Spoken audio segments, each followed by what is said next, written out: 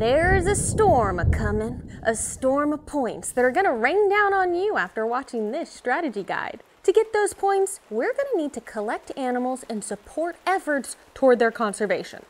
Now, I don't have a giant wooden boat to put all those animals in, but I do have a board game, Ark Nova. So stay tuned for a monsoon of tips to make you better at Ark Nova. My name is Paula Deming, and if you want to be the world's greatest gamer, you've come to the right place. I win 41% of the games I play. Wait, I lose more than half the time? That can't be right. Those who win, do. Those who don't, research new ways to get that win. And I've done that research, so you don't have to. So join me for some dicey strategy, made possible by the World Series of Board Gaming. Welcome to the series where strategy gets a bit dicey. I've done the research and collected the tips so you can be better at the board game Ark Nova, which has nothing to do with the biblical story of Noah's Ark, by the way, other than me referencing it in the opening. But if you're here looking for strategy advice, I bet you already know that. But do you know this? Curate your hand. If you want to do well at Ark Nova, you've got to find ways to be as efficient with your turns and actions as possible, which means every action you spend drawing or playing cards should directly lead to scoring points. But you can't predict which cards you're going to have access to in the game. I mean, there are 212 zoo cards in the base game. So you've got to stay flexible, but you can't hoard cards hoping to luck into the right synergies, because every time there's a break, you're discarding down to just 3 cards, 5 if you've upgraded your hand. So what do? It all starts with choosing the right 4 cards to keep in your starting hand. Do any of them work toward the conservation projects? If yes, they're worth keeping. If not, you probably want to dump them, even if they're otherwise an amazing card. Also, think about how easy it is to play the cards you want to keep. If it's going to cost you a ton of credits and requires a partner zoo and 2 research symbols, for example, it's going to be a while before you can actually afford to play it. And that's potentially going to slow down your progress because it's just dead weight filling a precious slot in your hand for half the game.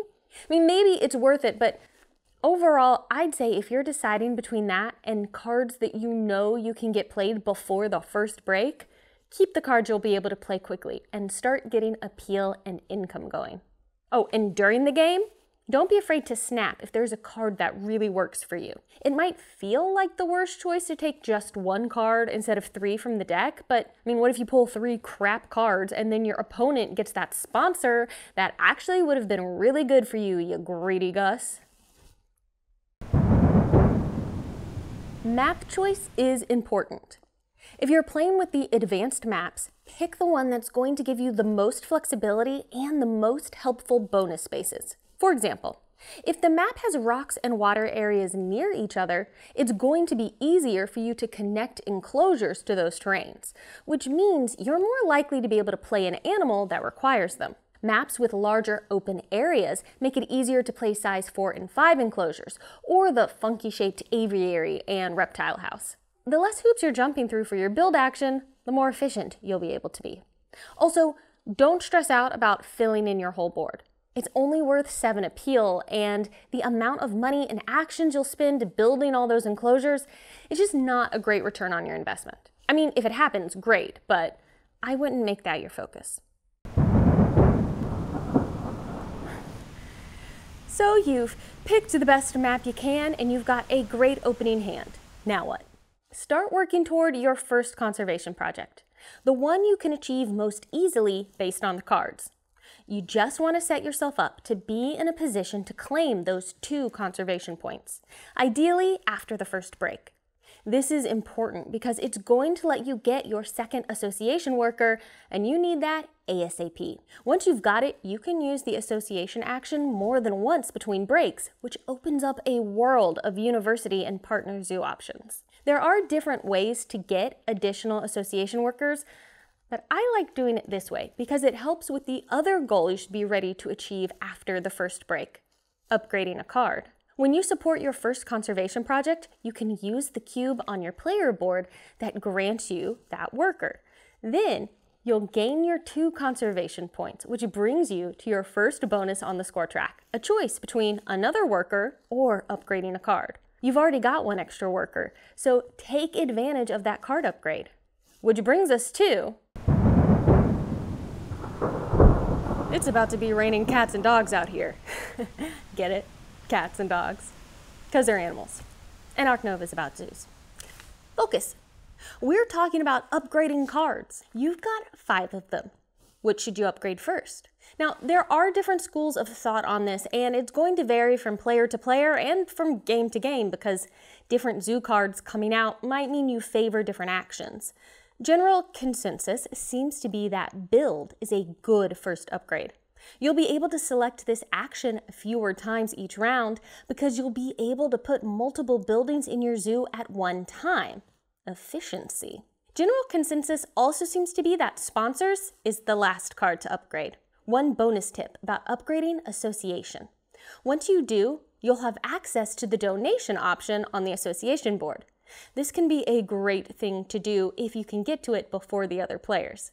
2 credits and 5 credits for 1 conservation point, well, that's a pretty good value, but after that, you're probably better off spending those credits on things that will get you more appeal points. Remember that, generally speaking, every 3 appeal points is worth 1 conservation point.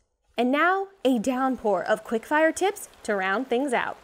If you're going to play a conservation project from your hand, just pay attention to whether or not your opponents are going to get more value out of it than you will. Maybe you can only get the 2-point version, but your neighbor might be collecting cards that means they could claim the 4-point version. If that's the case, it might not be worth playing and letting them get those extra conservation points. If your opponents are able to get their extra association worker and you're just not going to be able to, you might want to try speeding to the next break and ending the round before your opponent has a chance to use that extra worker. Even the playing field a little. Speaking of the break, make sure to get some income going before that first break. The first 15 appeal points are really important for this because they give you the most credits per point. Told you it was gonna rain cats and dogs. We better go shelter from the deluge of points you're about to be scoring. Thank you so much for watching this Ark Nova strategy video. This game definitely falls under the hard to master category, and so if you have more tips to add, please let us all know in the comments below. And if you want to test your skills in an official setting, consider competing in the World Series of Board Gaming, happening in September in Las Vegas. Ark Nova is one of the 16 ring events, and the tournament grand prize is $25,000. The World Series of Board Gaming is helping to sponsor this strategy series, and if you'd like more information about the event, you can check out www.wsbgvegas.com, which is linked below. And if you use that link, you can score yourself a sweet discount. Thanks for watching. Now go get out there and get soaked in victory.